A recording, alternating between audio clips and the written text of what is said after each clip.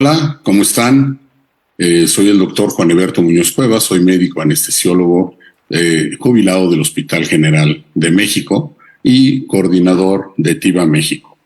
En esta ocasión hablaremos de anestesia total intravenosa, si es o no una técnica para todos, y trataremos de hacer un resumen completo para ver el por qué sí o por qué no usarla o sí usarla.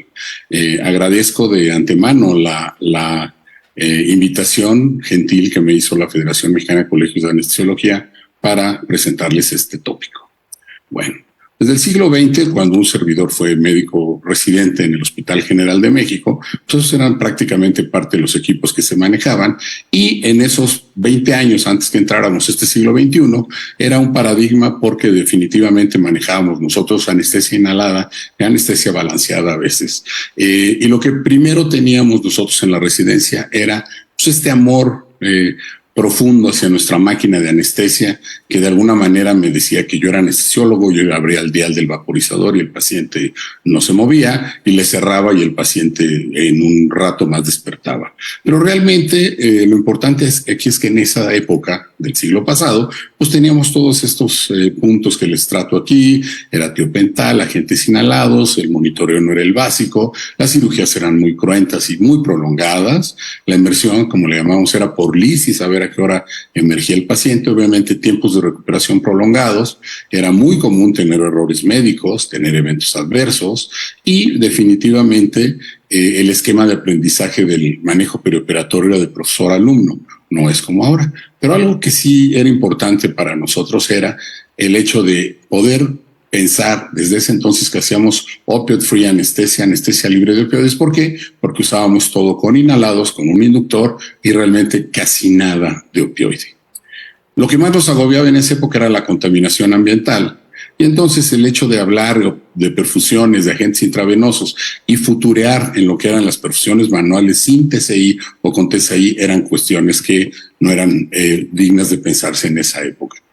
Ahora, ¿por qué no hacemos TIVA? Y en esta revisión antes de la época de la pandemia, fíjense ustedes que eran las causas por las que la gente no hace TIVA, es por, ahí lo ven, preferencia institucional, los gases son mucho mejor, no puedo tener una posibilidad de un monitoreo de la profundidad anestésica, ¿cómo los voy a titular? No veo beneficios utilizando TIVA, hay un incremento en la incidencia de la awareness del paciente, los modelos farmacocinéticos no son seguros, pero prácticamente el tópico de hasta abajo es el que nos llama la atención, y era porque quizás tuvimos un insuficiente entrenamiento durante la residencia en la práctica de perfusiones intravenosas, cosa que en la actualidad esto ha venido cambiando. Para ello es importante tomar algunas consideraciones. Primero, la variabilidad farmacocinética interindividual, que nos va a hacer buscar cuál será el correcto manejo que tengamos de acuerdo al paciente, a la dosis, el equipo, el hospital o los insumos que estemos manejando, recordando que la variabilidad de cada uno de los pacientes, un paciente pediátrico, un senil, un anciano, un obeso, una embarazada, nos puede generar cambios importantes. También quiero ponerles a su atenta consideración esta revisión que se hizo en el newsletter del año de octubre, hace casi ya 19 años, que se hizo, donde nos hablaba que quizás en un futuro no iba a haber necesidad de utilizar máquinas de vapores anestésicos, porque prácticamente se podía manejar una titulación con una valoración de la concentración y el sitio efecto que se manejaba. Entonces chequen esto desde el año 2004. Quien al menos tuvo un impacto grande en nuestro país fue este profesor Paul White, quien en el año de 1998 publicó una tabla que nosotros en el hospital nos dimos a la tarea de modificar, de agregarle con mis compañeros del grupo de TIVA México, y en base a esto creo que formamos una gran cantidad de generaciones de médicos que se fueron formando basado en estos valores, conociendo una ventana o una concentración plasmática, ¿sí? Y en base a esto nosotros íbamos haciendo los cálculos suficientes para hacer una perfusión manual o una perfusión en bolos o una perfusión para mantenimiento anestésico. Lo que era un hecho es que cada una droga tenía que hacer lo que le tocaba hacer. Esto cambió porque quiero agradecer a nuestros compañeros de la raza, porque ellos también hicieron una tabla muy buena, y ellos le aclararon y le agregaron algunos detalles, ¿no? Cómo era esto, de cómo se calcula el bolo a plasma, cómo se veía, por ejemplo, los tiempos de vida media de eliminación, que también venían en la otra tabla, pero se empezaba a buscar la opción de cómo hacer esto de una manera manual. ¿Por qué? Porque no teníamos, como les había yo mostrado, los elementos suficientes ni para monitorizar, ni para perfundir, ni para hacer un mantenimiento anestésico continuo que no fuera prácticamente de gota a gota. También aparecen hace prácticamente en el año 2011 trabajos muy interesantes de nuestros colegas los colombianos, el doctor Tafur y el doctor Lema, quienes diseñan este nomograma de remifentanil con un nomograma de propofol para ajustar en relación a una cuestión importante que nos hablaba de qué concentración quiero yo en relación a la dosis, en relación a la edad del paciente que yo fuera a manejar. Entonces aquí vean del lado izquierdo, tenemos los valores en microgramos kilo hora, y en la gráfica del medio vienen los nomogramas donde nos dice un paciente de 20, de 50 o de 80 años, más o menos la variabilidad de las concentraciones que se deben de emplear para tener el efecto del remifentanilo y posteriormente adecuarlo para una perfusión con propofol. Esto en el siglo XXI se modificó de una manera importante porque nuestros mismos amigos nos hicieron el favor de tener este trabajo en Seganés, en esta página que pueden ustedes consultar en cualquier lugar por internet, y encontrar prácticamente este software que nos habla de la relación entre dosis, concentración plasmática que se requiere para utilizar dos medicamentos o más, y evaluar estas respuestas farmacodinámicas con este navegador que ellos tan ingeniosamente hicieron. Otro aporte importante fue quien no conoce en la actualidad el ITIVA que nos ha permitido de alguna manera evaluar, monitorizar, dar seguimiento, de titular cualquier droga. Tiene la ventaja que tiene prácticamente todos los modelos farmacocinéticos, nos genera un esquema de perfusión en mililitros hora, y a la vez nos puede mostrar una gráfica que nos va diciendo más o menos qué correlación hay entre el plasma y el efecto que estemos nosotros manejando. Lo que sí es que en el paso del tiempo, si vemos que pasaba en el siglo pasado, pues obviamente cuál es la droga que es la mejor. Pues aquí tenemos este cuadro que me gusta mucho mostrarlo. Antes la base era prácticamente los opioides, la base de esta pirámide, y en la actualidad la tendencia ha sido a minimizar el uso de opioides, implementando pacientes coadyuvantes para disminuir ese riesgo del manejo de opioides. Y si hablamos de cuál técnica es mejor, vamos a ver que de haber empezado con bolos intravenosos y posteriormente dar anestesia inhalatoria para muchos de estos pacientes, dejando la TIVA manual y TCI como el pico de la pirámide, vemos que esto también ha cambiado, porque en la actualidad el advenimiento de la anestesia regional, el advenimiento de las perfusiones y el advenimiento de mejores coadyuvantes nos ha permitido girar un poquito esta gráfica. Algo interesante que se publicó en el año 2018 fue que el doctor Nimo y el doctor Absalon sacan esta guía para la práctica de anestesia intravenosa. Fíjense que esto sale en el año 2018 y ellos dicen que en las escuelas de anestesia, también para los residentes, los anestesiólogos, incluso médicos intensivistas, debían de cumplir al menos con un decálogo como es esto que ven aquí, pero ellos en 2018 ya hablan de manejar el propofol en TCI, en sistemas de infusión controlada, para anestesia y sedación, adecuando, como ustedes ven, estos 10 criterios, donde nos habla de la dilución, del equipo, de la selección del medicamento que se va a hacer, y que de alguna manera el anestesiólogo tiene que ser el experto en farmacología, el experto en electroencefalografía procesada, para valorar esa respuesta del efecto clínico que estemos dando, y de esa manera dar un monitoreo de la concentración para alcanzar el efecto que nosotros queremos en base a una titulación que estemos dando desde el inicio y durante el mantenimiento de esta cirugía. También, fíjense, en esta fecha, en febrero del año 2020, el doctor Irwin hace una revisión muy eficaz acerca de lo que es la anestesia total intravenosa basada con propofol, y él agrega cosas muy importantes como los efectos antioxidantes, antiinflamatorios e inmunomodulatorios del propofol, y también la ventaja que puede ser utilizado en paciente oncológico, neuroquirúrgico y paciente senil. Y él, en estos diagramas, que yo creo que muchos de ustedes han revisado este artículo, pues nos marca los beneficios y las bondades que ofrece el propofol en algunos de los sistemas del organismo del paciente. Sin embargo, en el año 2020 pues, aparece esta terrible pandemia de COVID que afecta prácticamente a todo el mundo, empieza a orillar a que los pacientes sean ingresados en terapias intensivas, se intensifique y se voltee la mirada hacia el hecho de poder manejar perfusiones intravenosas para el mantenimiento de ese coma profundo que se requería para este tipo de pacientes que tenían esa patología.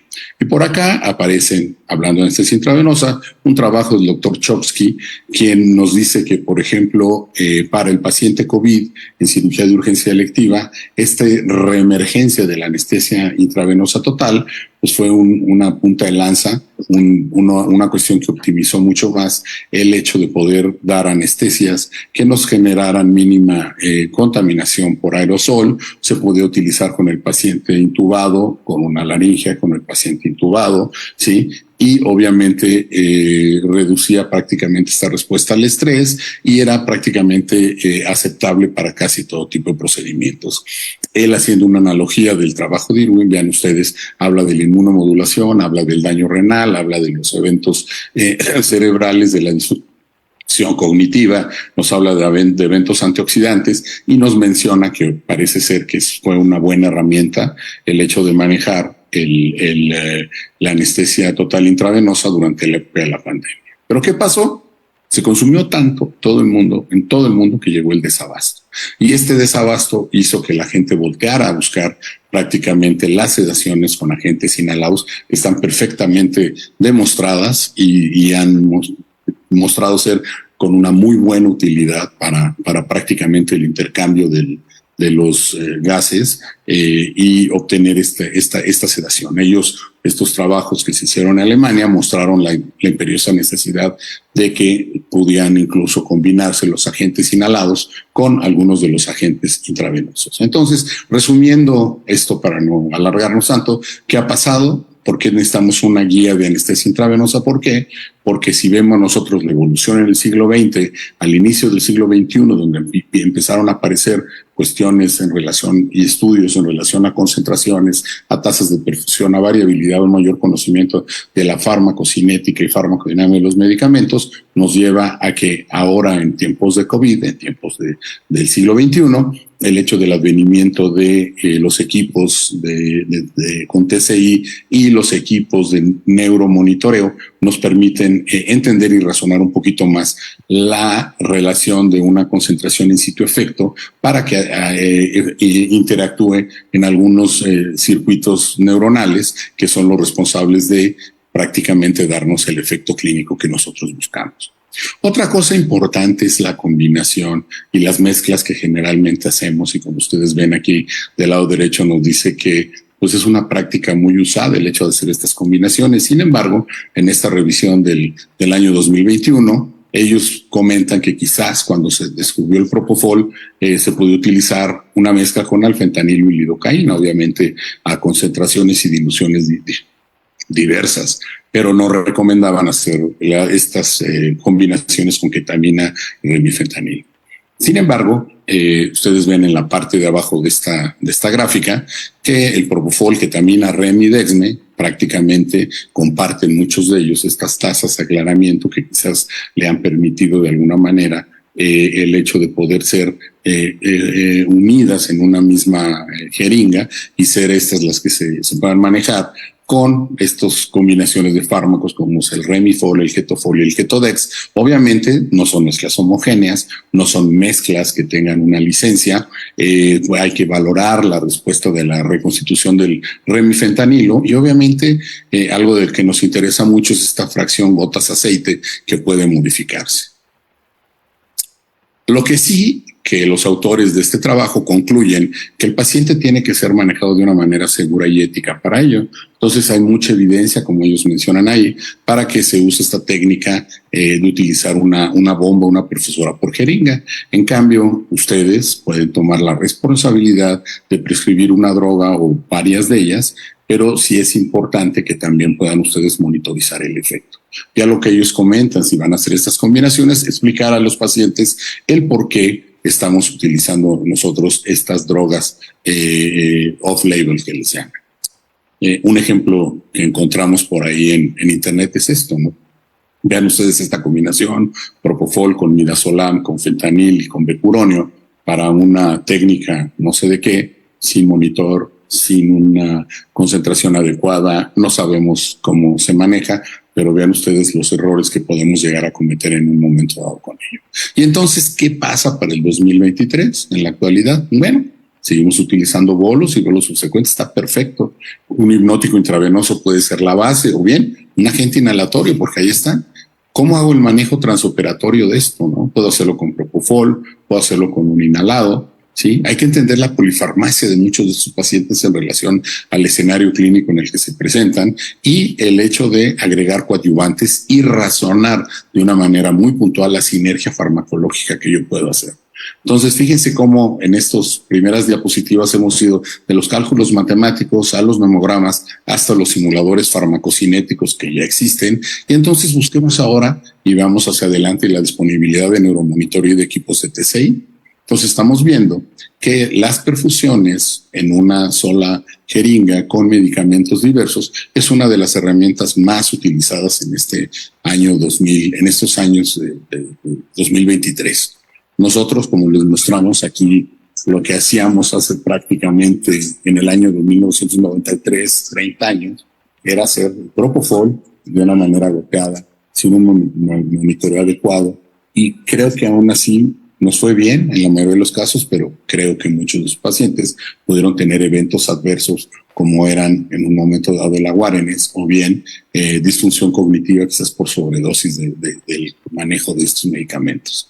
En la actualidad, pues la tendencia es a que hagamos seguridad, a que tengamos todas las perfusiones cerca de la mano del paciente donde está la vía y hacer nuestra combinación de los medicamentos los que ustedes decidan. ¿Con qué? Pues yo siempre hablo de anestesia basada en evidencia, que es a lo que vamos a los congresos, pero realmente hacemos anestesia basada en evidencia, como ven ustedes, podemos hacerlo con microgoteros, podemos hacerlo con bombas volumétricas, si ustedes se percatan en la imagen de la derecha, aquí nosotros podemos mostrarles a ustedes cómo hacíamos los cálculos, dejábamos diferentes tazas como están en estas hojas, y íbamos haciendo las perfusiones como se hicieran. Y de ahí, con el equipo de perfusión que tuvieran, la bomba volumétrica que ustedes tuvieran en los hospitales, que generalmente hay muchas bombas volumétricas para manejar, y en un momento dado, pues utilizar en la medida posible, cuando tengamos eso a la mano, los equipos de TCI para llevarlo a cabo. Esto, pues como ustedes ven en diferentes países, diferentes mundos, como es nuestro compañero Víctor Navarrete en Cuba, haciendo y teniendo el monitoreo con los equipos de perfusión, o nuestros queridos amigos de Yucatán en Mérida, que tienen prácticamente equipos adecuados para poder hacerlo, como en muchas partes de nuestro país. Creo que esto ha cambiado mucho la manera de ver. Lo que tenemos que buscar nosotros es disminuir los errores. Entonces, hacemos una disminución de estos errores. Tendríamos que pensar primero que sea el paciente correcto, como les puse yo en una diapositiva inicial, cuál es el fármaco, la dilución, ¿sí? Hacer la hoja de cirugía segura y entender si la correlación cinética y dinámica me da el efecto clínico que yo quiero, acorde al escenario, y doy una titulación y una dosis correcta. Normalmente nosotros los anestesiólogos debemos de monitorizar estos 7 parámetros, ¿no? Que obviamente lo hacemos muy bien hablando de los que están del lado derecho, pero quizás obviamos de alguna manera el hecho de cuando estamos manejando la hipnosis, la nocicepción y el monitoreo de la función neuromuscular.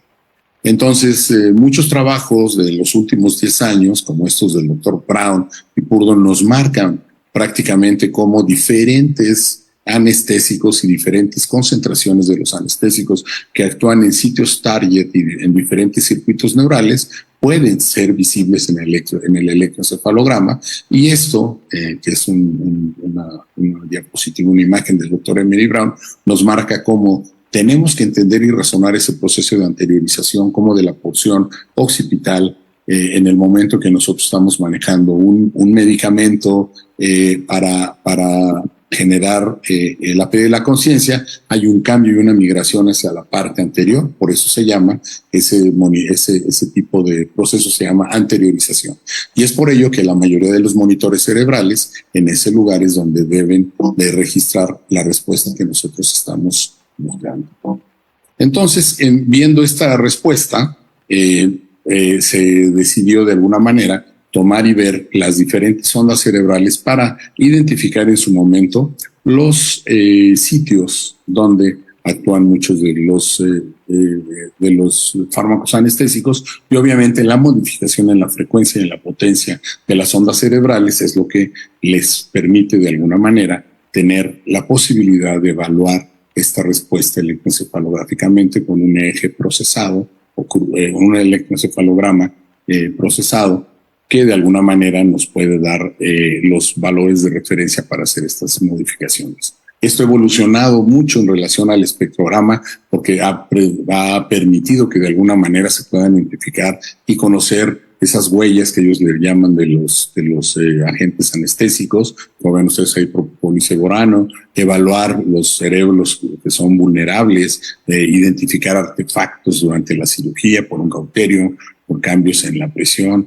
En fin, se está viendo que hay muchas cosas que si nosotros podemos empezar a revisar y a correlacionar el neuromonitoreo, podemos tener una respuesta más adecuada. Lo que sí es un hecho es que en estos últimos 5 años, del 2019 a la fecha, el anestesiólogo ha venido a migrar de no nada más estar en las salas de quirófano, sino ser un componente importante prácticamente en todos los sitios del hospital, porque es el que tiene mayor conectividad perioperatoria, fuera de quirófano, dentro de quirófano, en diferentes áreas, ¿sí?, donde se le llama para hacer biopsias, para hacer cirugía grande, para hacer sedaciones, para hacer, por ejemplo, efectos gestacionales de fertilidad. Entonces, esto se debe a que en este siglo XXI, ya desde prácticamente el siglo pasado, que se manejaba la inteligencia artificial, pero se ha venido identificando la mejor manera de hacerlo, como ven ustedes aquí, el iluminador de venas, el ultrasonido, el TOF, los videolaringoscopios, que de alguna manera nos predicen y nos permiten en un momento dado controlar y titular la técnica anestésica. Y unos de estos equipos o robots farmacológicos que iniciaron desde hace prácticamente en el año 93 son estos equipos de perfusión. Pero si ahora tenemos la posibilidad de titular con una bomba de perfusión y evaluar y valorar la respuesta cerebral para identificar qué tan profundo o qué tan no profundo está el paciente, pues quizás no sea la medición más precisa, pero me da una idea y me orienta hacia dónde debo de moverme.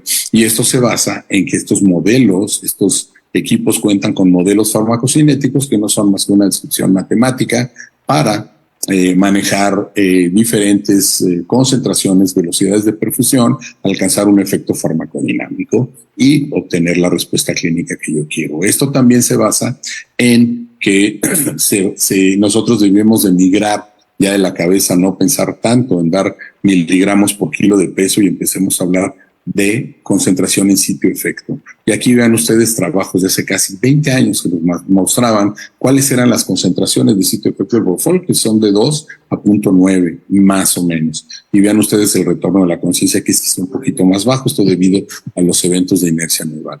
Hay trabajos que se han publicado en diferentes poblaciones. Vean ustedes el trabajo chino, que es que la pérdida de la conciencia va con 2.3. Y quizás nosotros, cuando hacíamos esas perfusiones manuales, lo hacíamos incluso hasta con 5 o 6 microgramos por mililitro, que generalmente eran concentraciones relativamente altas para nuestros pacientes.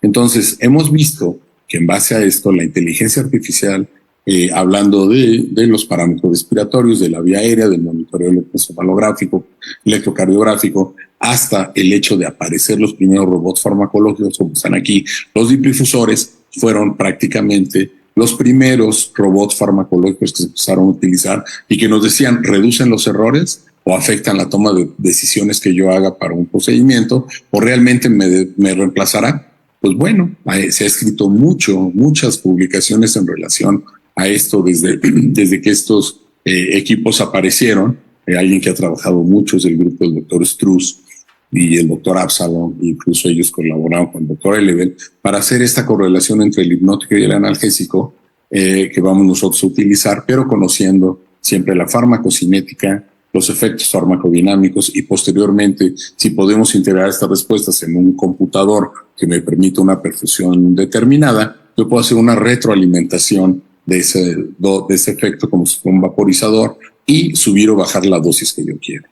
Es por ello que los equipos de TCI no es una tecnología nueva, tienen más de 30 años en el mercado y como vemos en este trabajo del año 2016, nos habla de la cantidad de publicaciones que había en ese entonces y los países donde se estaba utilizando, que eran más de 90 países. Entonces está indicado prácticamente para prácticamente todos, en todos los países casi del mundo. ¿Qué es un sistema de activa TCI? Pues ustedes lo han visto y si no, aquí está. Es un procesador de modelo farmacocinético que me da una posibilidad de una perfusión intravenosa, una velocidad para mantener esa correlación, compensando que la droga se redistribuye en función del tiempo. Entonces, de que yo quiero una concentración, como empezamos aquí en esta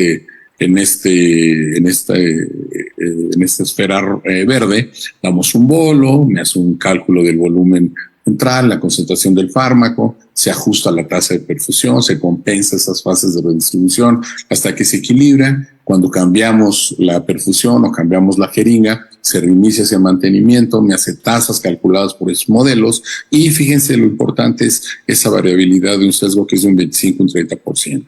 Pues hay que buscar que estos sean estrategias seguras para perfusión. ¿Qué pasó con los modelos? Pues vean ustedes, en los años 90 se basaban como el primer modelo de marcha en el peso y quizás no era el modelo, como decíamos ahí, para lo de TIVA, ¿por qué no usar TIVA? El modelo era quizás el menos adecuado. Y posteriormente ahí aparece el doctor Schneider agregando peso, talla y otros parámetros, los cuales fueron haciendo que estos equipos con otros modelos farmacocinéticos se utilizaran mejor. Por ahí en el año 2011 aparece el grupo de Cortines Sepúlveda en Chile, con sus queridos amigos, donde prácticamente nos hablan de un proceso fisiológico que se escalona a una potencia típica de 0.75 y ellos buscando cuál sería para el paciente obeso el mejor descriptor de peso, ellos dicen que el mejor descriptor de peso, después de muchos estudios y revisiones, es el peso real. Entonces el peso real en función de este escalonamiento que se hace una potencia típica de 0.75. Esto sirve de base desde el año 2011 hasta prácticamente del año 14, 16, 18, para que el doctor Elevel, junto con el mismo grupo, lleven a cabo este primer modelo buscando un modelo universal para la práctica clínica. Y si ustedes ven la cantidad de esquemas relacionados al clearance para ajustar las tasas de mantenimiento, modificando B1, B2, B3, hablando de paciente adulto, hablando de paciente pediátrico, hablando de paciente mujer, hablando de paciente hombre, vemos que este modelo farmacocinético es un modelo pues, relativamente diferente de los que estaban compuestos antes.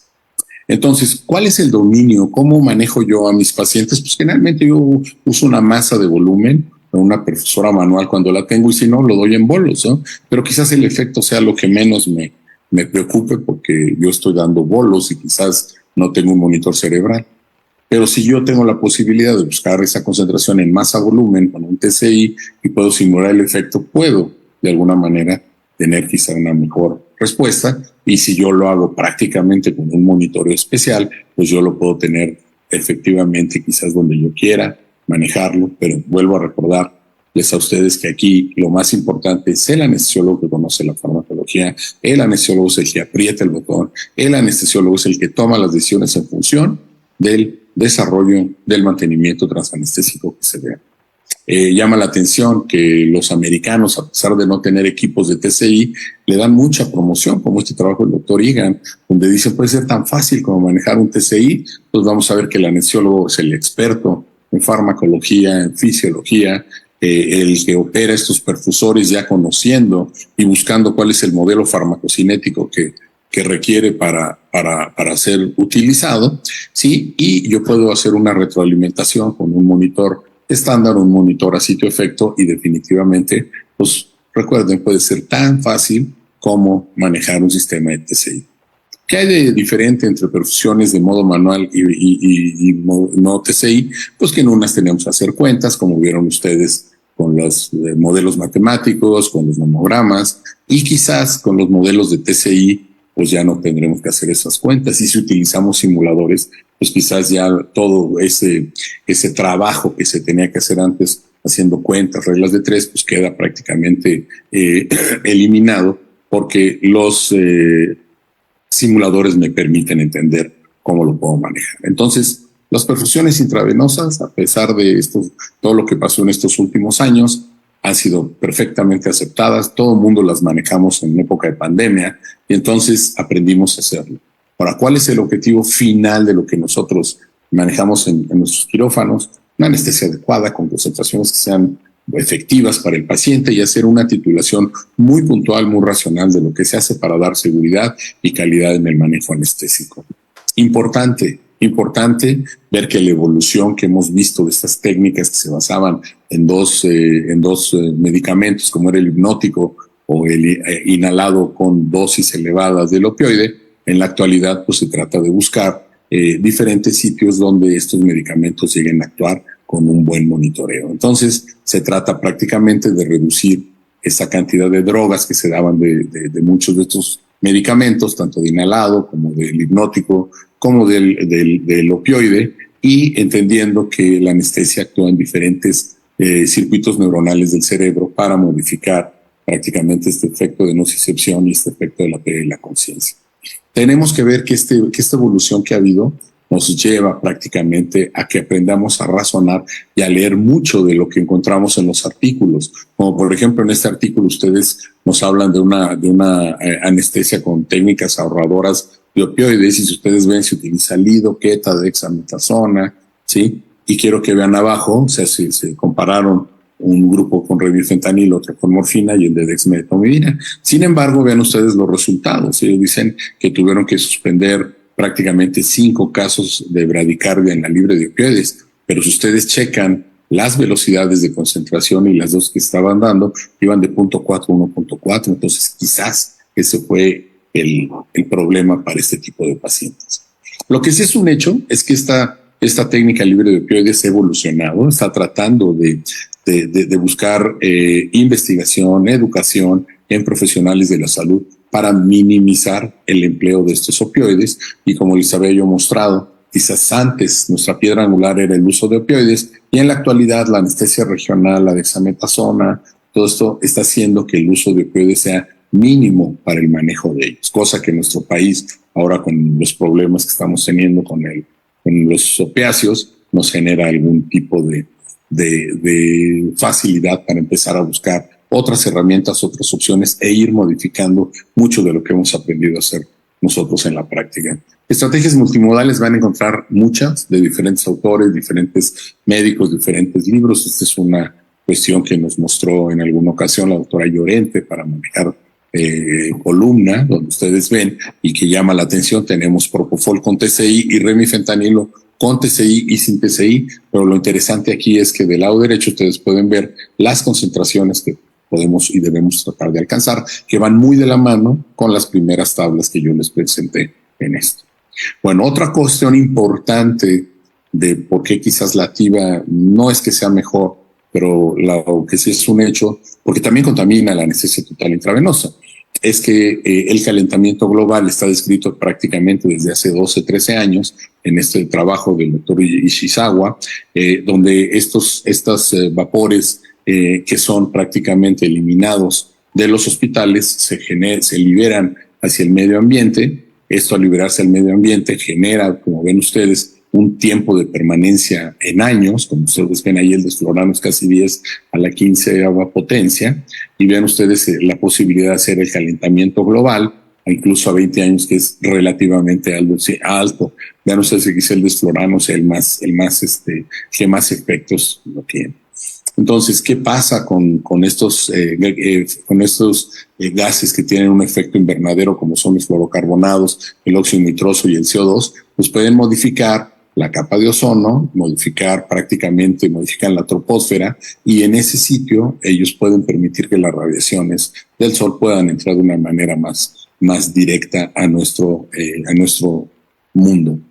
Ellos comparan también el uso de estos cálculos de Ryan y Nielsen, convirtiendo en un porcentaje, en un promedio de calentamiento global, y ponen más o menos la cantidad de CO2 que puede generar un procedimiento anestésico con sevoflurano, con isoflurano, con óxido nitroso, y vean ustedes con desflurano.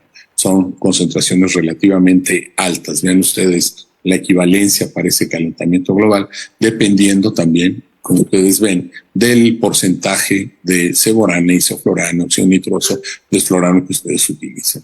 Entonces, fíjense, desde el año 2019 se hablaba de abandonar la anestesia inhalada. Yo creo que no es la postura más adecuada, pero de alguna manera pensemos si son indispensables. Sabemos que es un excelente mercado, sabemos lo que nos va a detonar y lo que nos va a hacer en relación al calentamiento global y a la cantidad de CO2 que se va manejando, pero razonemos si en nuestros hospitales manejamos flujos bajos, si tenemos sistemas de evaluación, hay una regulación para usarlos, así como la gente es muy exigente con el propofol y con las cuentitas y con los nomogramas y con los PCI, son factores que pueden detonar el cambio climático. Entonces hay que buscar quizás una buena regulación de hacerlo para reducir este calentamiento global. También otra cosa que pasa con los inhalados es que puede también tener riesgos en el personal sanitario que está dentro del quirófano, y esto está prácticamente descrito porque se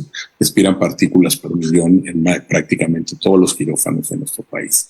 Esto pues apareció en este año, en el mes de marzo, y quizás después de tener errores, habiendo aprendido la teoría de la práctica y haciendo anestesia basada en existencia, pues prácticamente esto cambia.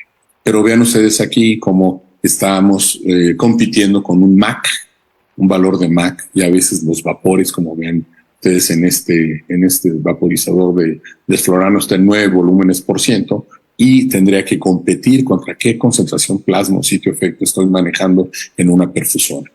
Llama la atención lo que yo les decía aquí, que esto que va relacionado al calentamiento global, ¿sí? Y a la lesión que genera en la capa de ozono. Quiero que vean ustedes cómo el propofol también contamina, y está demostrado que puede producir toxicidad en algunos animales acuáticos.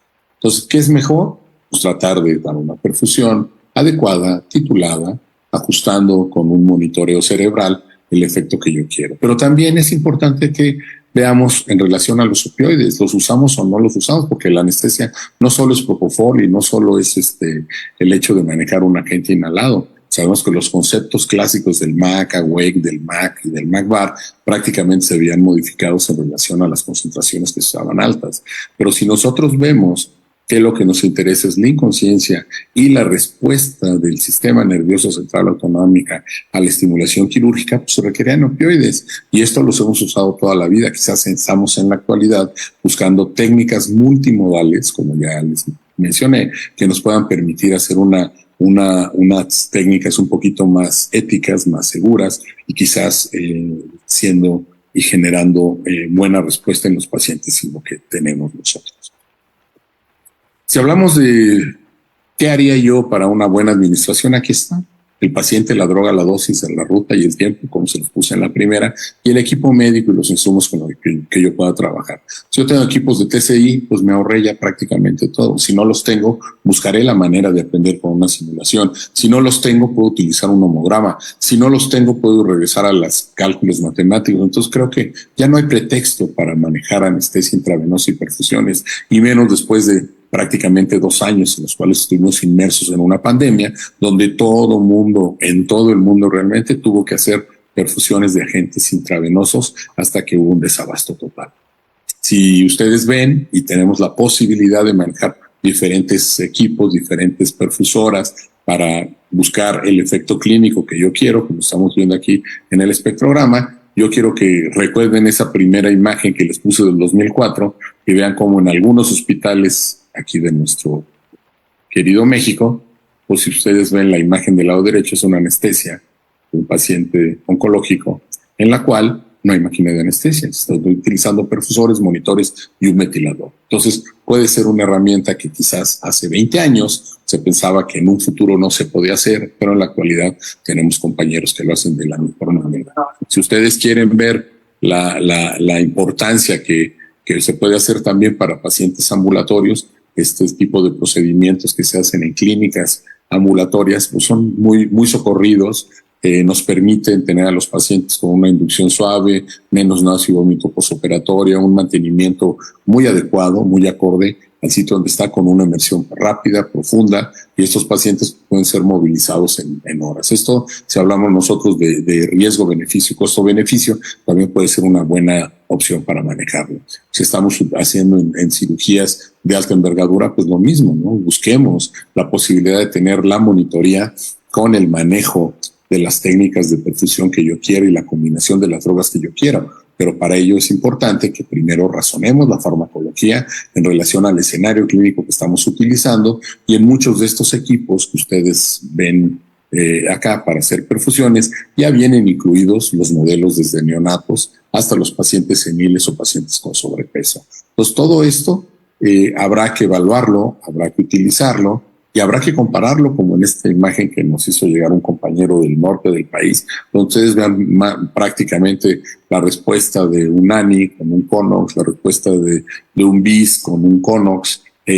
Son quizá muy similares, selección el mismo paciente. Si ustedes ven la huella, pues es prácticamente la misma, la del propofol que se está utilizando. Entonces, yo les diría, ¿por qué usar anestesia total intravenosa? Bueno, es una titulación fácil de la inducción y del mantenimiento, y puedo ajustar el efecto en relación al estímulo quirúrgico. Voy a dosificar siempre por efecto clínico, ¿sí? Que es mi concentración, y si tengo un monitor lo voy a utilizar, que ya no debemos de tener quizá pretexto de no tener monitores en este siglo XXI, quizás hace 20 años no lo teníamos, pero tendremos que trabajar para que en esta norma oficial mexicana podamos contar con el monitoreo adecuado. Obviamente, acuérdense de anestesia multimodal, ¿sí? La anestesia regional es piedra angular de lo mismo. La recuperación rápida, baja incidencia de náusea y vómito. No hay datos de que haya casos de hipertermia maligna detonados prácticamente por anestesia intravenosa. Y recordar que cada paciente es diferente, y esa variabilidad de las que yo les hablé en el principio es de suma importancia para ver. Lo más importante es que elijamos y ajustemos el modelo farmacocinético más adecuado para la práctica, y que nuestro paciente, cuando lo tengamos en quirófano, se encuentre así como entre nubes, a gusto, contento, y que no recuerde nada, que no tenga problemas de déficit cognitivo, que no tenga problemas de delirio y menos de la Alzheimer. Para concluir, yo quiero hacerles una gentil invitación. Este año, como saben, el Grupo de TIVA México, donde somos más de 50 colegas, compañeros de todo el país, cumplimos 30 años de estar trabajando en pro del estudio, de la investigación y de la práctica y de la enseñanza y de la docencia de las técnicas anestésicas intravenosas, y los invitamos a nuestro 30º curso que se llevará a cabo en Ciudad de México, en el Hospital Ángeles del Pedregal. Ahí está el lugar para inscribirse. Y también les invitamos a que nos contacten por Facebook, y quien quiera buscar más información relacionada a muchos de estos tópicos, tenemos esa página de este ebook de vitalismexico.mx, donde ustedes pueden consultar prácticamente 46 conferencias, que fue lo que trabajamos en la pandemia durante 2 años para todos y cada uno de ustedes. Les agradezco mucho su atención, quedo a sus órdenes, y un gusto poder conversar con ustedes. Muchas gracias.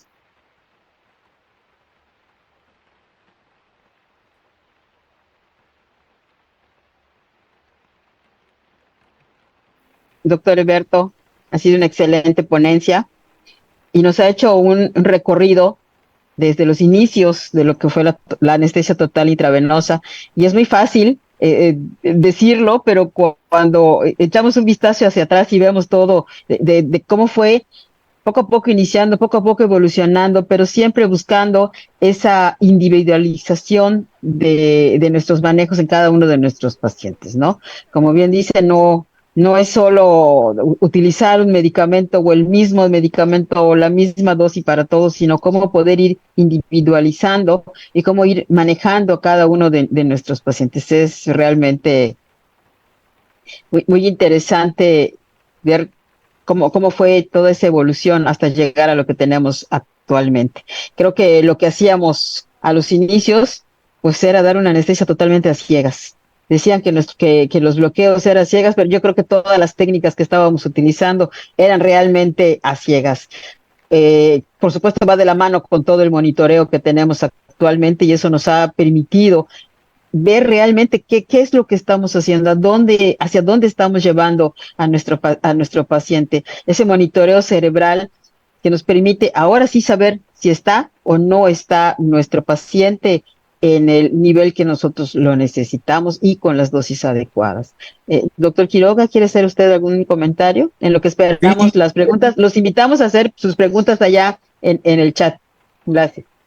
sí, yo creo que, bueno, tuvimos la oportunidad de tener a su grupo de trabajo de Eberto Muñoz cuando, por ahí del año 2014, cuando yo era presidente del Colegio de Anestesiología del Estado de Querétaro, y pues la gente ha querido que vuelva a venir otra vez, bueno, aquella vez un éxito, pero yo me daba cuenta en aquel entonces lo que explicaba Eberto, y yo creo que a, a mayor manera a mayor experiencia han perfeccionado las técnicas, ¿no? Entonces, se ha ido extendiendo y yo creo que el TIVA es antes de las bombas de infusión y después de las bombas de infusión. Y me refiero porque también tenemos la opción de hacerlo con alguna jeringa, pero yo creo que la bomba de infusión te da la exactitud, ¿verdad? Yo con Tomás Martínez Segura, cuando las fórmulas, va, Alberto, las fórmulas que tiene y te dice y te repasa, y entonces ese es muy emocionante. Y la otra parte, que un comentario de la plática que me acuerdo que siempre en los congresos genera mucha, pues digamos que comentarios encarnizados, ¿no? Si realmente TIVA contamina o no contamina, y aquí Eberto lo ha dicho de una forma muy puntual. Definitivamente sí contamina, pero habríamos que ver cuál es en un momento dado. En los anestésicos inhalatorios tienen una manera de contaminación y el TIVA otro, ¿no? Pero ahí yo creo que es una bonomía la anestesia total endovenosa, como una herramienta más para tratar a nuestros pacientes. Ahora, como bien lo decías, Magdalena, pues ahora prácticamente somos transparentes, porque ahora con el advenimiento del ultrasonido, pues ya no haces, es muy difícil que con todo el monitoreo que existe ahora, el ultrasonido es uno de ellos, tú hagas una maniobra a ciegas. O sea, ya tienes equipos muy orientados, ¿no? Pero volviendo al TIVA, pues fíjate, Alberto, 30 años, ¿verdad? Ahora sí que cómo se han pasado los años, y están a 10 días. Hace ratito leí ahí en el Face de que están a 10 días de que inicie el curso taller, y yo creo que es pues los que hemos tenido oportunidad de estar ahí, hemos tenido la oportunidad de saber que hay un marco y con TIVA, ¿verdad? Y ojalá pudiéramos tenerte otra vez aquí por Querétaro, ahora que las residencias pues ya están pues completas, ¿no? Ya hay aquí R1, R2, R3, y antes pues iban a la descentralización, ¿verdad? Entonces, pues no, yo lo que sí te quiero es felicitarte, porque pues decir 30 años y no quitar el dedo del renglón, a lo mejor pudiste agarrar otro derrotero, ¿no? A lo mejor otras técnicas, y yo creo que pues esto, como bien lo decía al principio en tu presentación, Magdita, pues eres el padre de todo esto, ¿no? Y toda la gente a tu alrededor que ha crecido, y lo vemos en los diferentes en los diferentes foros donde has estado, tanto nacional como internacionalmente, ¿no? Creo que ese ha trascendido las barreras de la República Mexicana y eres reconocido en otras latitudes, ¿verdad? Centroamérica y Sudamérica, ¿verdad? ¿Todavía no hay preguntas, Magdita? Sí, aquí hay una que ya me encontré, si me permiten. Sí, claro. Sí, doctor, claro, claro. Un doctor, ahorita creo que lo pedí por acá, me pregunta si hay alguna diferencia entre usar las diferentes marcas de Propofol cuando damos TIVO, cuando damos técnicas de anestesia. Bueno, yo creo que esta es una cuestión que aprendimos durante la pandemia, que definitivamente mucha gente se casaba con una marca de algún medicamento, ¿no? El que ustedes gusten. Sin embargo, durante la pandemia tuvimos que utilizar todo el Propofol que nos llegara. Llegó Propofol hindú, de Ucrania, llegó Propofol de, no sabemos, de diferentes procedencias, y todos los Propofoles se agotaron, todos los Propofoles se utilizaron, todos los Propofoles dieron el efecto clínico. Quiere decir que, de cierta manera, pues los medicamentos cumplen. Ahora, tenemos que entender que en esa época Cofepris quizás no hacía el análisis tan puntual de estos productos, pero para que un producto sea genérico tiene que cumplir con esas características. Entonces, estos productos que existen y que se usaron, efectivamente tienen efectos clínicos. Ahora, la gran ventaja, lo que yo le respondería al compañero residente es que si ahora yo puedo medir o evaluar o darme una idea, orientarme qué cambios electroencefalográficos estoy teniendo, si tengo unos cambios para sedación, tengo cambios para una pérdida de la conciencia, como una hipnosis adecuada, con uno u otro Propofol, pues es cuestión nada más de ir ajustando la concentración del Propofol que estemos usando, pero definitivamente nosotros durante 30 años hemos usado todo tipo de Propofol sin ningún problema que se nos haya marcado. Entonces, creo que muchos de mis compañeros, porque quiero decirles que no soy yo, somos un grupo de casi 50 médicos que estamos haciendo estas cosas en pro de la enseñanza, de la docencia, la investigación de estas técnicas de perfusión. Y definitivamente considero que el Propofol pues sigue siendo un medicamento que nos sirve para perder la conciencia y punto. No le busquemos más puntos a favor. La cuestión es que cuando estamos manejando pacientes y cuando estamos manejando diferentes entidades en diferentes hospitales, quizá la marca nos brinca de repente, pero si tuviéramos la posibilidad de medir el efecto electroencefalográfico, pues yo creo que sería muy puntual y habría una desviación muy pequeña de quizás de la concentración en relación al efecto, pero considero que los Propofoles funcionan prácticamente igual para perder la conciencia. Hay otro doctor ahí que nos pregunta en relación a las técnicas de sufentanilo. Sí, doctor, efectivamente, las técnicas de anestesia intravenosa total pueden utilizarse con opioides, sin opioides, con dosis mínimas de opioides, y entre ellos están incluidos los 3 opioides que tenemos o que teníamos aquí en nuestro país, como eran el fentanil, el sufentanil y el remifentanil. Nosotros en México lo que tuvimos que hacer durante más de 30 años fue aprender a perfundir el fentanil, cosa que en muchos otros países no les llamaba mucho la atención porque ellos contaban con el remifentanil, que de acuerdo a su perfil farmacocinético es un medicamento que está hecho para realmente perfundir, cosa que ni el sufentanil ni el fentanilo se podían utilizar.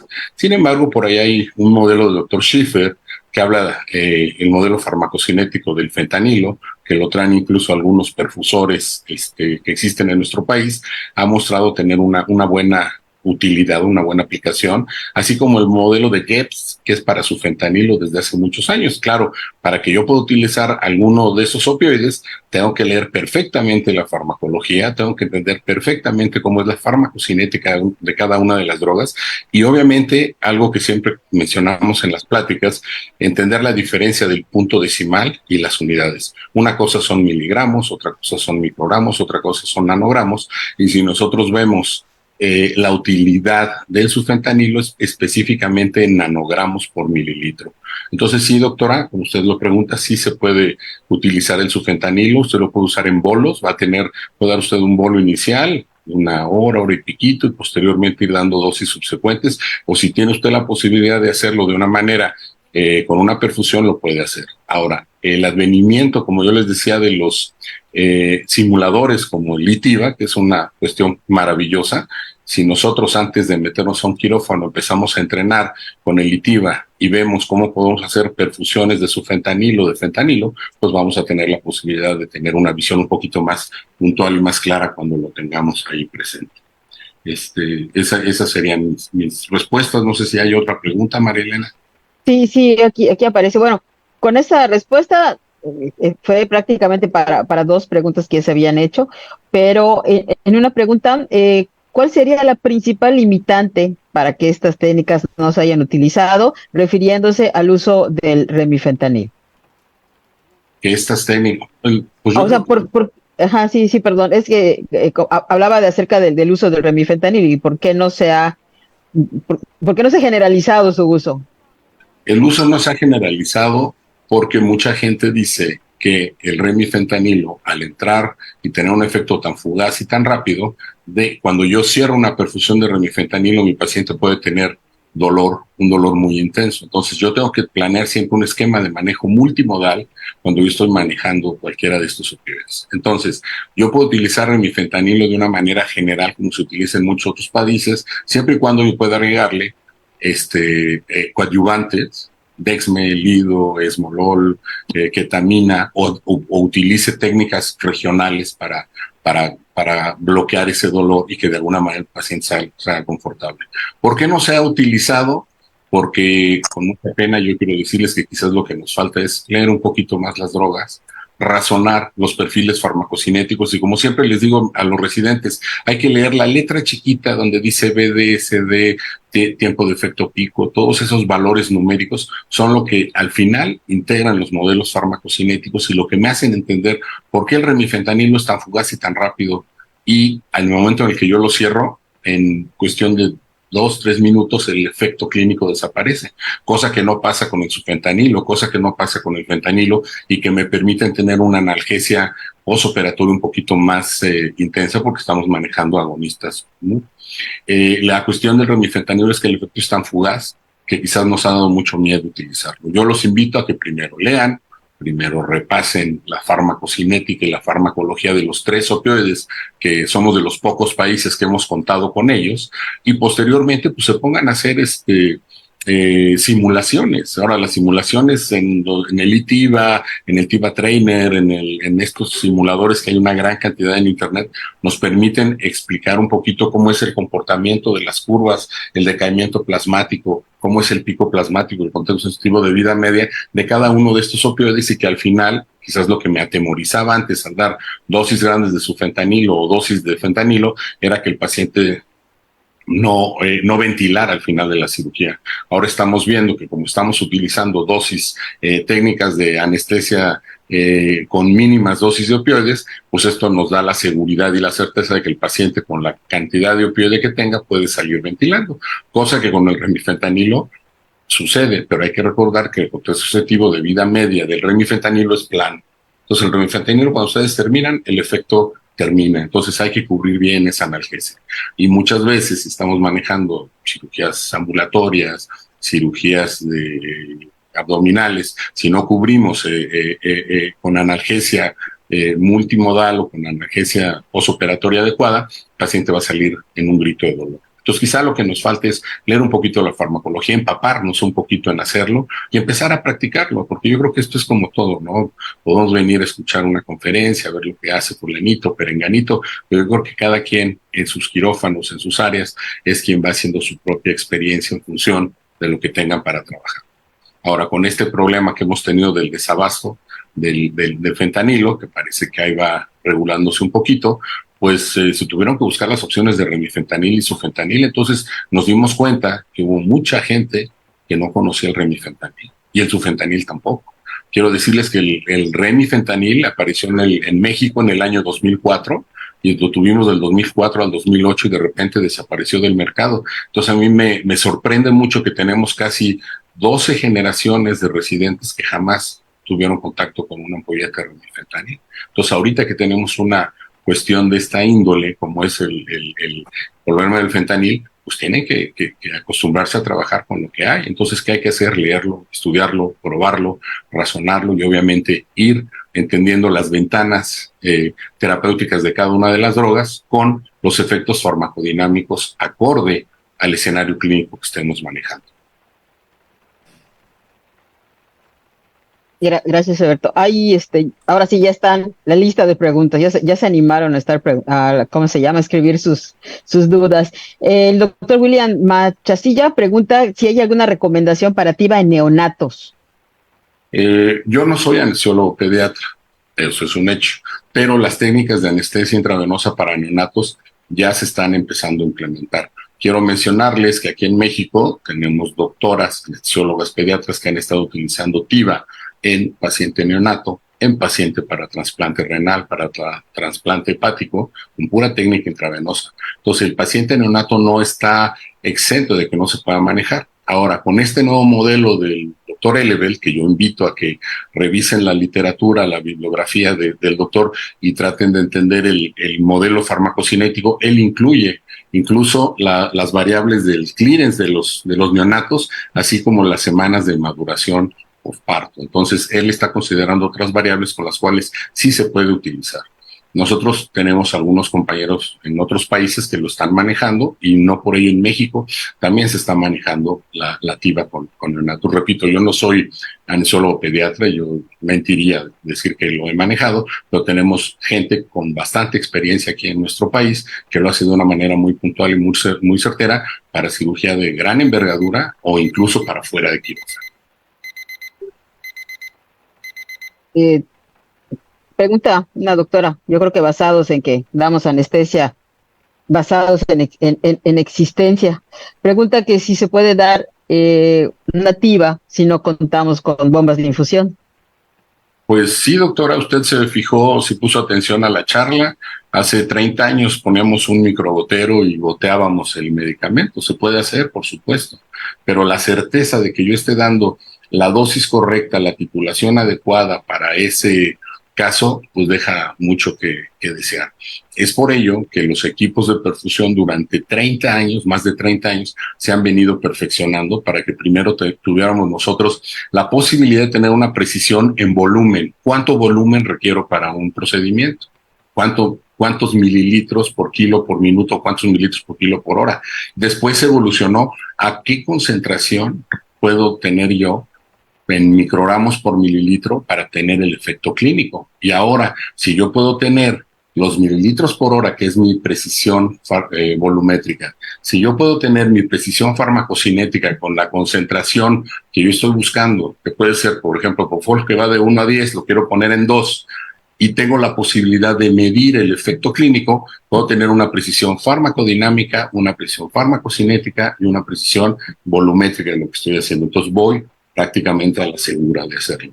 No es lo más recomendable hacerlo en este siglo XXI, no es lo más recomendable. Yo entiendo que quizás en muchos lugares es que no tengo bombas. Claro que sí hay bombas. La jefa de anestesia siempre tiene una bomba volumétrica guardada. Las volumétricas ahí están. ¿Qué hay que hacer? Si ustedes quieren, hagan cuentas, utilicen los nemogramas, utilicen un simulador donde me va a dar perfusiones en mililitro hora, si no tengo un equipo de TCI. Entonces yo tengo bastantes posibilidades para hacerlo, pero bombas volumétricas en la mayoría de los hospitales públicos y privados existen. Entonces sería cuestión nada más de ver qué dilución le voy a poner, en qué volumen, de qué tamaño es la línea, cuándo tengo el espacio muerto para empezar a trabajar. Que eso pues ha venido evolucionando de una manera diferente porque ahora la tendencia es poner prácticamente cerca del brazo del paciente las perfusiones con los medicamentos que yo tenga para no tener un espacio muerto tan grande. Entonces sí se puede, quizás no sea lo más correcto, lo más exacto, pero se puede hacer, lo hicimos durante muchos años, repito, quizá muchos pacientes de nosotros tuvieron eventos adversos como aguarenes o disfunción, pero lo hacíamos y no nos iba tan mal. En base a eso fuimos aprendiendo de nuestros propios errores y con el advenimiento de la evidencia que nos iba marcando la necesidad imperiosa de ir tratando de monitorizar la respuesta que yo estoy buscando en función de un hipnótico, pues nos permitió ir razonando y entendiendo que de las concentraciones que dábamos de Propofol antes de 6 microgramos por mililitro para alcanzar una dosis de 2 miligramos por kilo, ahora ya no la necesitamos. Podemos dormir un paciente con 1.2, 1.5 microgramos por mililitro. No estoy hablando de dosis, estoy hablando de la concentración. O sea, casi un poquito arribita del piso de la ventana terapéutica del propofol. Sí, gracias. Gracias, doctor. El doctor Javier Armendáriz me pregunta, dice, en su experiencia, la aplicación de TIVA en los diferentes modelos con los que se cuenta esta misma, ¿qué tan fiable es con respecto a las concentraciones en sitio-efecto? De hecho, doctor, yo le quiero decir que las mediciones que se hacen en sitio-efecto, cuando se preparan y se utilizan los modelos farmacocinéticos, usted calcula o decido cuál es el sitio-efecto que yo quiero manejar, o la concentración en sitio-efecto, la concentración en plasma, y yo lo valoro o lo corroboro con el monitoreo cerebral. Entonces, esa es la precisión. Habrá pacientes que con 1.5, con 2 tienen el efecto clínico. Habrá pacientes que no tienen ese efecto clínico y hay que subirle a lo mejor a 2, 2.5, 3. Eso también es una cuestión básica de la farmacología que se llama variabilidad farmacocinética interindividual. Todos nosotros manejamos diferentes capacidades y concentraciones para alcanzar los efectos clínicos que requerimos. Y si a eso le agregamos las comorbilidades, las farmacodependencias, la polifarmacia, etcétera, pues esto vemos que se empieza a hacer un poquito más complejo. Y es por ello que muchos de estos modelos farmacocinéticos están valorados, evaluados y estudiados prácticamente en el monitoreo electroencefalográfico a diferentes concentraciones. Es por ello que los valores pues ahí están puntuales para cada modelo farmacocinético. Muchas gracias. El doctor Javier Lugo Cordero nos pregunta acerca de la ketamina, si sabe de casualidad si va a estar disponible nuevamente y qué modelo será mejor usar en sinergia con lidocaína y dexmedetomidina, dice DIC o Anibort. Bueno, la ketamina, yo no trabajo con PISA ni tengo conflicto de interés con ellos, ojalá lo tuviera. La PISA ya nos regresara a la ketamina, porque esa ketamina la hemos despreciado durante muchos años. En los últimos años de la práctica que tenemos ha vuelto a retomar el papel que tiene. Hay un modelo farmacocinético de la doctora Domino que traen algunos de los equipos de perfusión actual, y es un modelo farmacocinético, no es nuevo. Pero definitivamente el paso importante de la ketamina fue que de haberla utilizado hace muchos años como un agente anestésico a dosis y concentraciones relativamente altas, ahora hablamos de concentraciones en sitio-efecto, como hemos estado hablando, y prácticamente con concentraciones de 0.2, de 0.3, nosotros podemos tener a dosis subanestésicas un efecto coadyuvante muy bueno para utilizarlo con asociaciones como es la dexmedetomidina, como es el propofol, e incluso reducir de alguna manera las concentraciones de opioides que nosotros estemos manejando. De hecho, hay un modelo, le concluyo, que es el modelo de la doctora Domino.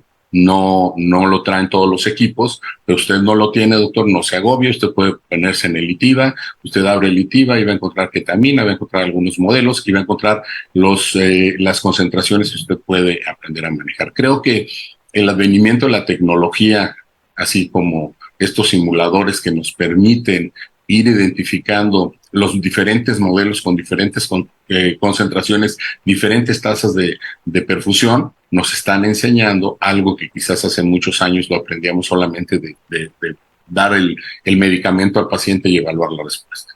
Ahora podemos irlo prediciendo de alguna manera. Algo que es bien importante es el manejo de la sinergia farmacológica que hagamos. Yo reitero, ya no nos casemos con dar un inhalado con un opioide, con dar un propofol con un opioide, sino hacer prácticamente técnicas multimodales con 3, 4 drogas que se pueden implementar y utilizar. Creo que el cambio es radical. Y si a esto yo también le puedo agregar anestesia regional para beneficiar al paciente, pues qué mejor. Tengo un paciente que está súper cubierto en todas las áreas. Muchas gracias. El doctor Mario Urquiza pregunta qué opinión tiene acerca de la anestesia basada en analgesia y acerca del concepto de traslape analgésico para evitar dolor posoperatorio en uso de remifentanil. Bueno, la anestesia analgésica fue utilizada hace ya muchísimos años y ese era su nombre, utilizar dosis de opioides excesivamente altas. Estas dosis se utilizaban con fentanil, y de hecho los primeros trabajos de sufentanilo que se utilizaron era para cirugía cardíaca, donde se utilizaban concentraciones altas de sufentanil. ¿Por qué? Porque el paciente iba a pasar una terapia intensiva después de la cirugía. Entonces, ahí se tenía que evaluar prácticamente el tiempo en el cual este medicamento, acorde a las comorbilidades, al procedimiento anestésico, al sangrado, etcétera, este medicamento iba a permanecer determinado tiempo. Entonces, las técnicas anestésicas analgésicas sí fueron utilizadas hace ya algunos años, estaba descrita. Por ahí, cuando aparece este famoso traslape del analgésico que hablaban del remifentanilo, se mencionaba que muchos de los pacientes que se operaban en quirófano, el anestesiólogo tenemos prácticamente la costumbre de que al terminar la cirugía cerramos todos los medicamentos. En esos traslapes lo que se hacía era prácticamente dejar una perfusión de remifentanilo un poquito más baja para sacar al paciente a recuperación y cubrir de alguna manera esa analgesia del opioide agonista que estábamos nosotros utilizando. Pero ese reto de tener una bomba de perfusión en una sala de recuperación manejada por personal que quizás no maneje opioides, era un riesgo. Entonces prácticamente se empezó a hacer la migración a la morfina, se empezaron a agregar ketamina, se empezó a utilizar fentanil, se empezaron a utilizar otros modos de manejo de analgesia postoperatoria después del empleo de remifentanil, y todas ellas han demostrado ser efectivas.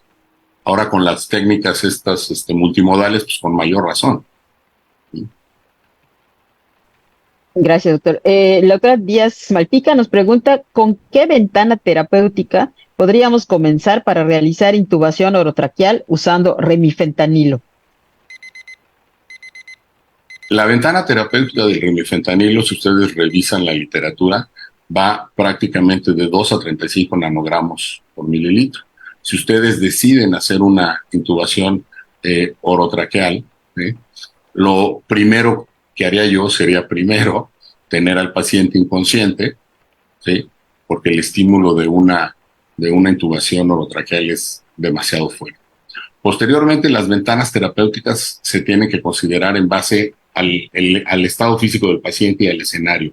Entonces, puede ser una ventana prácticamente de 5 nanogramos, de 5 o 6 nanogramos, para poder tolerar la intubación orotraqueal. Pero yo primero haría que el paciente perdiera la conciencia, y posteriormente, como el remifentanilo tiene un inicio de acción súper rápido, lo puedo empezar a perfundir para llegar a esa concentración en cuestión de 2 o 3 minutos, y entonces sí, ya con el paciente inconsciente y el paciente con buena analgesia, que esté yo en el rango de 4, 5, 6 nanogramos por mililitro o 0.004, 0.005, 0.006 de microgramo por mililitro, pueda yo ya manejar ese paciente con una tranquilidad que se pueda manejar adecuadamente la vía aérea sin tener esa respuesta tan severa. Muchas gracias. Y bueno, tenemos aquí una pregunta del doctor Ramón Saucillo Usuna, que yo creo que lo que quiere es crear mucha controversia, doctor. Pregunta que si la activa está peleada con la anestesia regional. Yo creo que no vio mi plática ese doctor.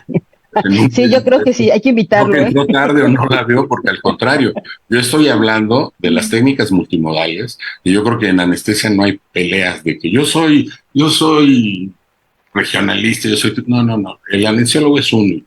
El anestesiólogo tiene que aprender a manejar diversas herramientas. Y yo en su momento y desde el principio de la charla comenté que el beneficio de poder manejar técnicas regionales para sedación, para procedimientos quirúrgicos de gran envergadura, pues es una herramienta muy buena para el paciente. Ahora, todos los regionalistas con el uso del ultrasonido, pues tienen la posibilidad de tener los ojos exactamente en el sitio donde deben de llevar a cabo ese bloqueo, y no hacerlo, como bien lo decías tú, Marilena, al principio, a ciegas. Como dábamos nosotros, abrimos el dial del vaporizador a ciegas, hacíamos los piquetes en los hombros a ciegas, y ahora podemos tener, gracias a la inteligencia artificial, diferentes herramientas para que nos orienten a cómo hacerlo. Entonces, mi querido Ramón, no voy a entrar en controversia contigo, pero sí te quiero comentar que la anestesia regional es una excelente herramienta, y yo creo que la regional y la anestesia intravenosa, no como anestesia total intravenosa, sino como sedación intravenosa, o en su momento como anestesia total intravenosa, puede ser un complemento perfecto para poder trabajar diferentes escenarios. Una disculpa, Ron. No, muchas gracias, al contrario. Sabes muy bien que esa es una de las intenciones que hemos tenido en regional, ¿no? De poder conjuntar las técnicas anestésicas y al contrario, ¿no? Poder utilizar lo mejor de cada una y como siempre sacar el mejor provecho para nuestros pacientes. El doctor Javier Lugo Cordero pregunta, dice que se usa mucho la escala de Ramsay para evaluar la sedación. Sin embargo, la escala MOAAS es la escala más usada en todos los artículos de estudio en los modelos PK-PD, incluyendo remimazolam, propofol, etomidato, y la relación de los efectos es más predictiva. Sí. ¿Cuál es tu opinión acerca de ello? Primero, no tenemos remimazolam. Segundo, no creo que mucha gente haga sedaciones actualmente con etomidato. Sería mi cuestión. Ahora, la escala que nos menciona la doctora, en efecto, es mucho más puntual y predecible, pero no dejan de ser escalas, ¿no? Al final, creo yo que lo más importante es qué cantidad de droga le metí al paciente, qué concentración traté yo de alcanzar en ese paciente, para qué la quise para una sedación, y si yo tengo la posibilidad de tener un monitoreo cerebral para evaluar la actividad electrocefalográfica y ver que mis ondas cerebrales cambian de las basales a unas ondas que me permitan tener valores específicos de sedación, pues es un poquito más puntual desde mi punto de vista que una escala. Perfecto. Y pues bueno, las felicitaciones llovieron. Con esto creo que concluimos las preguntas, al menos las que se pudieron captar en lo que van colocando nuestros compañeros anestesiólogos. Y pues bueno, creo que estamos encerrando hasta en un tiempo bastante prolongado. Son muchos tus fans, como te dijimos, hemos tenido una excelente asistencia, podemos decir que de las mejores asistencias que hemos tenido, claro, sin demeritar a nuestros otros ponentes, pero realmente eso habla del interés que se tiene en esta técnica. Yo he escuchado por ahí algunos compañeros que uno de los que bueno, creo que de los inconvenientes es que creen que es una técnica muy difícil de hacer. Cuando ven las tablas, cuando ven tantos números, cuando se ve tanto puntito y tantos decimales, a veces en lugar de intentar hacerlo, optan por decir, no, es que es una técnica muy difícil, son muchas bombas, son muchas cuentitas, yo no le hago eso de las matemáticas, por eso huí de esas áreas, ¿no? Por eso soy anestesiólogo, ¿no? Sí. Entonces, pero yo veo que conforme va pasando el tiempo, las nuevas generaciones se van interesando mucho en ello. Yo creo que ya se le está viendo la ventaja a estas técnicas y le vamos agarrando gusto, ¿no? Poco a poco lo vamos utilizando y cuando ves los resultados en tu paciente, yo creo que esa es la mejor motivación que tenemos para ir inclinándonos hacia una u otra técnica y lo mejor, poderlas, yo creo que conjuntar, como decías, y poder aprovechar lo mejor de cada una. Imagínate, utilizaste TIVA y además sacaste a tu paciente con una muy buena técnica regional para que tenga analgesia, el paciente te lo va a agradecer toda la vida. Y aquella experiencia que a lo mejor hubiera sido muy fea o ese temor con el que entran nuestros pacientes se disipa y creo que alcanzamos pues un éxito, ¿no? Sí, y fíjate que en referencia a lo que dices, y Eberto lo dijo, lo que pasa es que pues tienes que estar inmerso, o sea, echarte una zambullida a lo que es desde la farmacología, pero meterte a la farmacocinética y a la farmacodinamia, ¿no? Entonces ya cuando te hablan de pKa y te hablan de coeficientes de distribución, entonces, y claro que es mucha aritmética y mucha agilidad mental, pero ya cuando estás inmerso, ya cuando vas dominando las tablitas, le agarras el sabor. Y yo creo que el punto clave es que cuando tú a tu paciente le administras la dosis exacta y que ves que despierta de una forma tan maravillosa, tan sensacional, producto de que el conocimiento que tuviste del fármaco a través de su farmacocinética y su farmacodinamia, pues y esa es lo que yo creo es la parte en donde hay la resistencia, ¿no? Ahí es donde hay la dificultad, pero Alberto fue muy puntual en decirlo, pues hay que estudiarle porque eso no tiene vuelta de hoja, ¿va? Yo El te tío agregaría, yo te sí, sí, agregaría, Gustavo, lo que dices es correcto, pero yo te agregaría que en la actualidad estos simuladores farmacocinéticos que los tienes de bolsillo en tu teléfono, en tu tableta, pues son una herramienta súper valiosa. Entonces ya no tengo que hacer tantas cuentas, el equipo me lo saca solito, me dice cuántos mililitros por hora y me hace todas las operaciones. Claro, lo importante es saber las ventanas terapéuticas de cada medicamento, qué concentración voy a utilizar para la inducción, para la intubación, para la incisión en peritoneo, para la colocación de los trócares, para el neumoperitoneo, qué sé yo. Entonces, ese es el chiste ahora. Creo que leer farmacología, lo básico, utilizar la tecnología que tenemos en la actualidad, como son el empleo de estos simuladores, que han venido a facilitarnos a nosotros. Yo en lo personal, si en mi época hubiéramos tenido el ITIVA, pues en la vida iba a ser cuentitas, iba a ser cálculos de reglas de 3 y listo. Pero así tuvimos que aprenderlo, ¿no? Y es como el chico que va a operar la paroscopía, que primero tiene que aprender a abrir un abdomen para saber qué hay adentro y después picarlo con un equipo de laparoscopía.